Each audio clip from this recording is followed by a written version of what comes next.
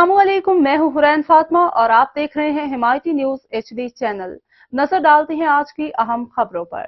जिला इंतजामिया के ज़ेर एहतमाम यौम आज़ादी की परचम कुशाई की तकरीब DC कॉम्प्लेक्स में मुनाकिद हुई और कौमी तराना एहतराम से सुना गया। रेस्क्यू 1112 स्काउट्स और तलबा के दस्तों की जानिब से सलामी भी पेश की गई। यौम आज़ादी की बाकायदा तकरीब मकामी मैरिज हॉल में मुनाकिद हुई। मुख्तलिफ स्कूल्स के बच्चों ने तकारीर, टैबलोज, मिली नगमे और मिली तराने पेश करके वतन से अपनी मोहब्बत का इजहार किया। तकरीब में जिला मंडी बहाउद्दीन से ताल्लुक रखने वाले CSS का इम्तिहान पास करने वाले 5 ऑफिसर्स को खराज तहसीन पेश किया गया।